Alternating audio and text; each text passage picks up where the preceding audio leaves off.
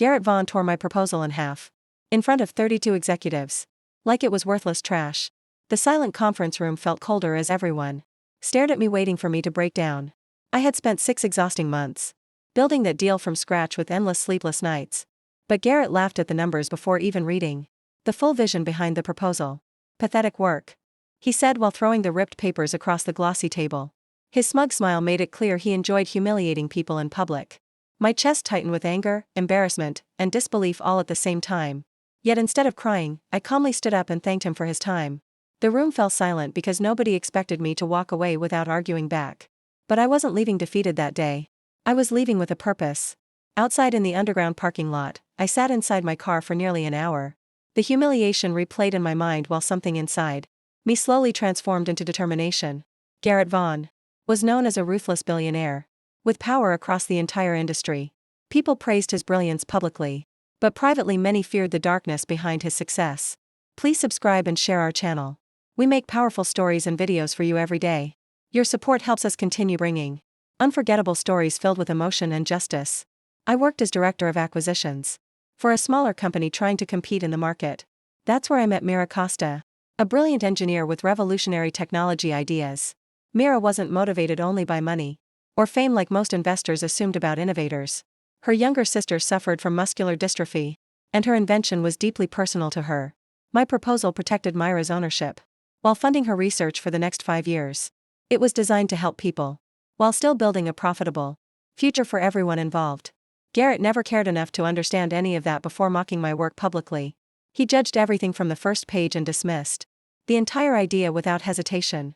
That night, I remembered every talented person Garrett had emotionally destroyed over the years. Many lost their confidence, their careers, and even their mental health because of his cruelty. I thought about Lydia, who nearly ended her life after Garrett publicly humiliated her campaign strategy. Months later, Garrett secretly reused her ideas and claimed the success entirely for himself. Then there was Javier, an inventor forced into signing away valuable patent rights under pressure.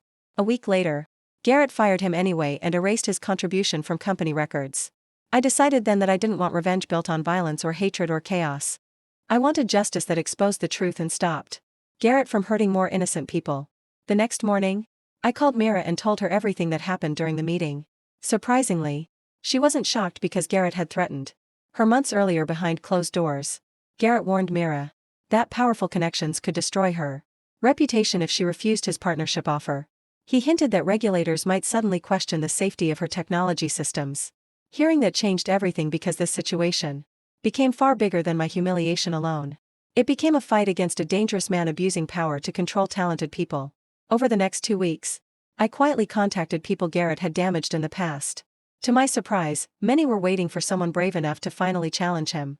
Nyan, a former board member, shared confidential documents exposing suspicious financial manipulations before the IPO.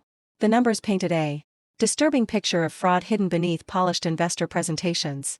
Elliot, an investigative, clear-throat journalist, revealed Garrett had threatened media outlets to silence damaging stories. He had spent years collecting evidence while waiting for the perfect opportunity to publish everything. Devon, a former programmer, explained how Garrett stole innovative ideas from employees without giving credit. Anyone who resisted him was pushed out and professionally blacklisted across the industry. The biggest surprise came when I secretly met Garrett's wife, Elise, at a quiet cafe downtown. She looked exhausted, nervous, and emotionally broken despite her glamorous public image. Elise finally admitted Garrett had controlled and abused her emotionally for more than 12 years. Then she showed fading bruises hidden carefully beneath the sleeve of her expensive designer jacket. My stomach twisted because this story was no longer only about corruption inside business offices. It was about protecting people trapped under the control of a deeply dangerous man. Together we created a careful plan based entirely on evidence, truth, and legal exposure. We wanted Garrett destroyed by his own actions rather than lies or manipulation. Mira pretended she wanted to work with Garrett and arranged a private meeting at his office. Hidden inside her elegant pen was a tiny recording device designed by Devon. Garrett spent hours pretending to support Mira before revealing his real intentions and arrogance. He planned to steal her technology while keeping her powerless inside his company. Worst of all, Garrett laughed about ruining women who challenged his authority in business environments. He openly admitted destroying careers to maintain control and protect his fragile ego. Listening to the recordings later that night made my blood run completely cold with shock. For the first time I understood the full scale of Garrett's cruelty and manipulation. The next morning, Elliot published a massive investigative article exposing Garrett's fraud and abuse history. The story spread online within minutes and instantly created panic inside the company headquarters. At the same time, Devon delivered confidential evidence directly to investors, regulators, and board members. Suddenly Garrett's empire started collapsing faster than anyone expected possible. Elise publicly announced a campaign supporting victims of workplace harassment and domestic abuse among executives without saying Garrett's name directly. Everyone immediately understood exactly who she meant. By afternoon, the board held an emergency meeting while investors rushed to pull their money out. The company's stock value crashed as reporters flooded every corner of the building. I waited calmly inside Garrett's office until he stormed in, shaking with uncontrollable anger and fear. For the first time in years, the powerful billionaire looked small and completely helpless.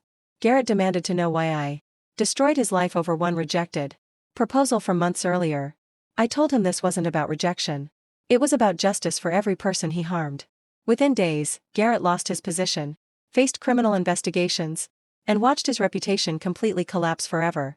Meanwhile, Mira and I launched our own company, helping innovators succeed without losing their dignity or dreams.